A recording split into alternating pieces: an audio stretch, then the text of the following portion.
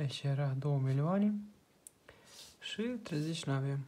Astăzi n-am câștigat 2 milioane. Uităm și poate câștigăm ceva și noi. Nu, aici nu-i nimic.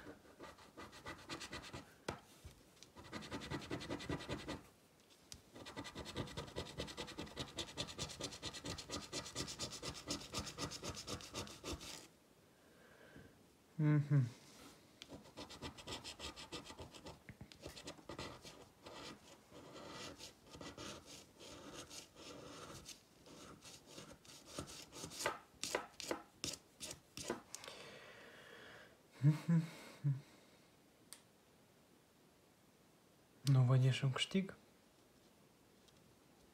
Biletul este fără câștig.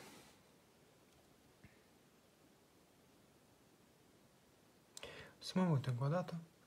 Poate n-am văzut bine. A doilea bilet.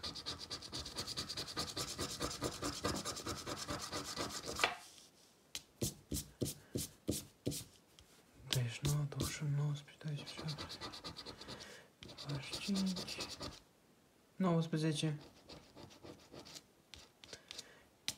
Ceva am câștigat. Dar să ne uităm la urmă.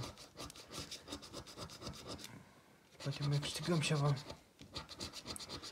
33, 30, noi, 27, noi, 47, noi, 30, 29, 13, 15,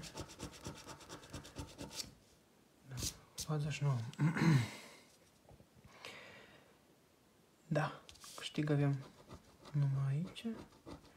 30 de lei. Ne-am întors costul biletului.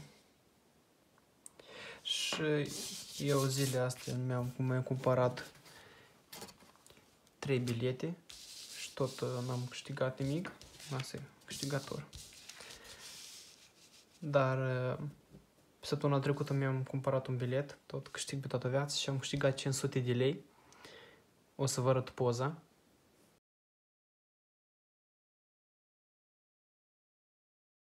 Trebuie să apară.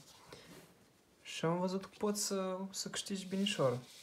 Pot să nimerească și sume mari.